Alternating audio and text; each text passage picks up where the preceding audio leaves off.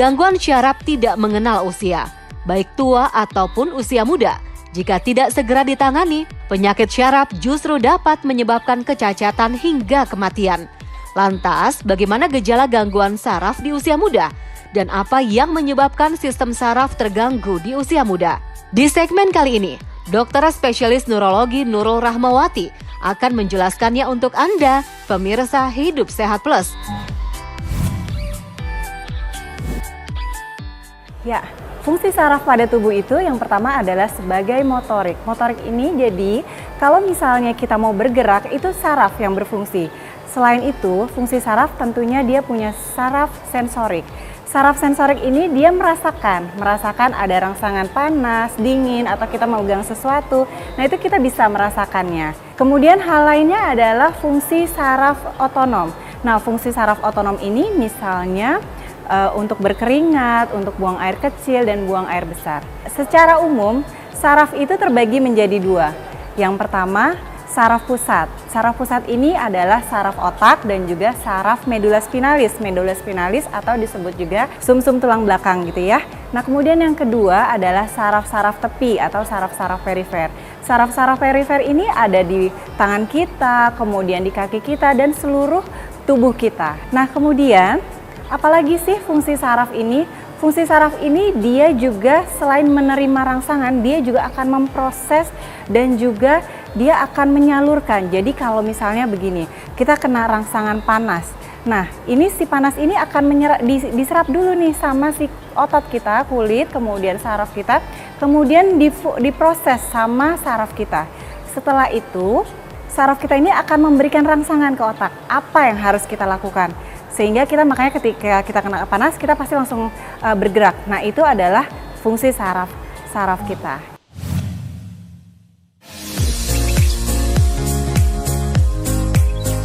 Saraf berperan penting untuk mengatur setiap kegiatan dalam tubuh, mulai dari berpikir, melihat hingga bergerak. Oleh karena itu menjaga kesehatan saraf penting untuk dilakukan.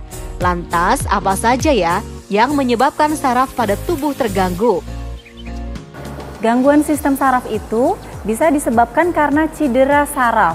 Nah, cedera saraf ini bermacam-macam, misalnya karena trauma, kemudian karena stroke, atau karena infeksi. Jadi terjadi kerusakan pada saraf-saraf kita, baik itu bisa saraf pusat maupun saraf tepi. Nah, kalau saraf pusat tadi misalnya stroke, cedera kepala, kemudian autoimun juga bisa, atau hal-hal lain.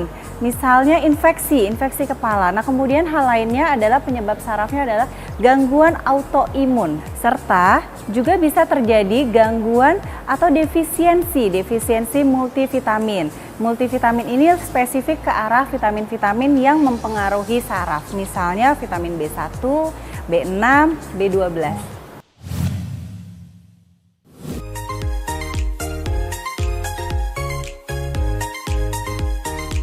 Gangguan saraf tidak hanya dialami oleh usia tua saja, usia muda juga beresiko mengalami gangguan saraf. Lantas bagaimana ya gejalanya? Gejala neurologis pada pasien-pasien muda antara lain ini sebenarnya sama. Jadi ada gangguan motorik itu kelemahan sebelah. Atau mungkin gangguan sensorik itu kebas, kesemutan, atau mungkin dia tidak bisa merasakan di tangannya itu kena panas atau dingin. Nah kemudian yang selanjutnya adalah gangguan otonom. Gangguan otonom ini misalnya dia tidak bisa berkeringat atau tidak bisa buang air kecil, buang air besar juga.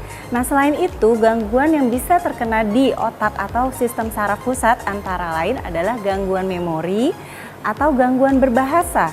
Jadi pasien tersebut tidak bisa mengerti apa yang diucapkan orang lain atau bahkan dia malah tidak bisa berbicara sama sekali atau keduanya itu juga bisa.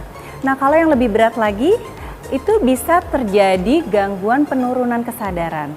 Nah sementara itu kalau pada sistem saraf perifer atau sistem saraf tepi itu gejalanya lebih khas, misalnya kebas, kesemutan gitu ya. Itu tadi gejala neurologis pada pasien-pasien saraf. Sementara itu penyakit-penyakit neurologis yang sering terjadi pada pasien-pasien muda, yang pertama itu pasien sering nyeri boyok, nyeri pinggang atau nyeri leher.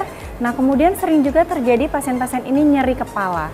Atau bisa juga terjadi gejala neuropati. Gejala neuropati ini bisa disebabkan beberapa hal, misalnya karena defisiensi vitamin saraf atau kekurangan vitamin B12, B6, B1. Penyakit lainnya antara lain adalah sakit kepala. Ini 3 penyakit ini yang sering terjadi pada pasien-pasien muda. Selain 3 penyakit besar tadi, ada penyakit-penyakit lain yang sering terjadi pada pasien muda.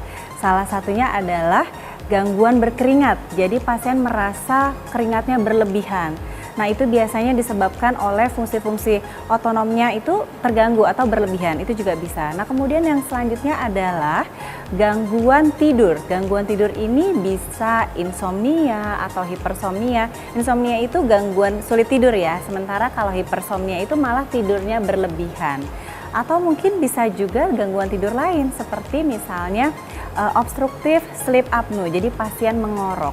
Nah, demikian penyakit-penyakit yang sering pada pasien-pasien muda.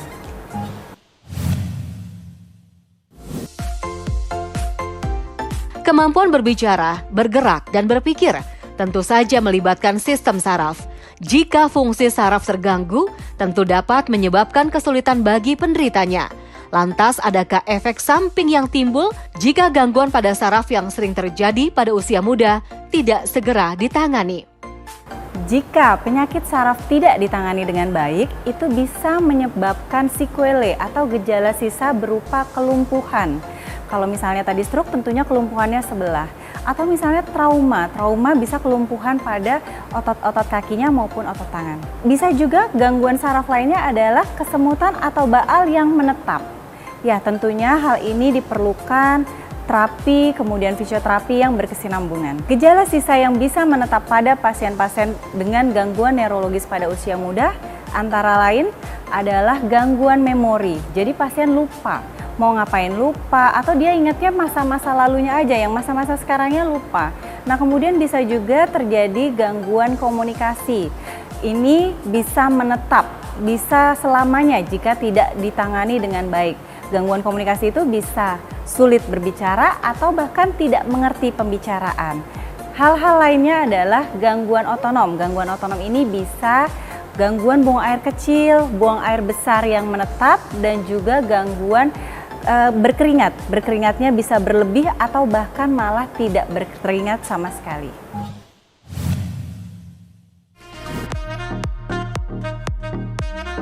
Beragam mitos banyak beredar tentang proses penyembuhan dari gangguan saraf. Salah satunya totok saraf dapat menyembuhkan gangguan saraf. Benarkah itu fakta atau mitos? Fakta.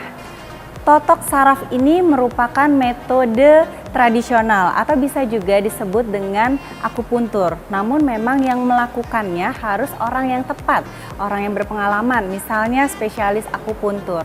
Jadi bisa kita combine antara terapi modern yang dilakukan oleh dokter dan juga terapi alternatif seperti totok saraf ini atau yang kita sebut akupuntur. Akupuntur ini berguna untuk pasien-pasien yang menderita nyeri kronik. Kemudian bisa juga digunakan untuk memperlancar aliran darah kita. Ya, hal-hal lainnya adalah bisa memperbaiki spastisitas. Jadi kalau pada pasien-pasien stroke misalnya, sequelnya itu kan bisa berupa kelemahan dan juga kaku. Nah, kaku ini bisa diperbaiki dengan akupuntur.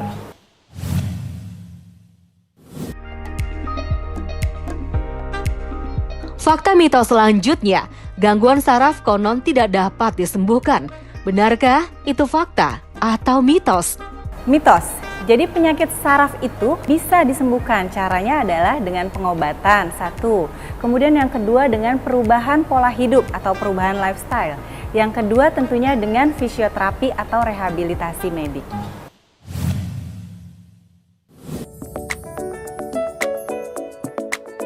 Sudah jelaskan bagaimana gejala gangguan saraf pada usia muda. Agar Anda terhindar dari gangguan ini, yuk simak tips dari Dr. Nurul berikut ini. Oke, ada beberapa tips untuk mencegah terjadinya kelainan saraf pada kita. Yang pertama adalah perubahan lifestyle. Perubahan lifestyle ini, satu, olahraga secara teratur, bisa kita lakukan 150 menit per minggu dengan olahraga ringan, misalnya jalan kaki gitu ya. Nah, kalau misalnya kita kalkulasi itu berarti cukup 30 menit per hari. Kemudian olahraga yang sedikit berat. Nah, olahraga yang berat ini bisa kita lakukan cukup dengan 120 menit per minggu. Hal-hal lainnya kita bisa lakukan adalah makan makanan yang sehat. Ya, dalam hal ini adalah kita harus mengurangi asupan kadar garam, kemudian asupan kolesterol, dan juga tidak boleh makan makanan atau minuman yang terlalu manis. Hal lainnya adalah kita bisa menghindari dengan mencegah banyak minum kafein ataupun alkohol. Jika kita punya penyakit kronis, misalnya hipertensi, diabetes, atau kolesterol atau jantung, tentunya kita harus kontrol dan minum obat secara teratur. Saya Dr. Nurul Rahmawati, spesialis neurologi untuk Hidup Sehat Plus.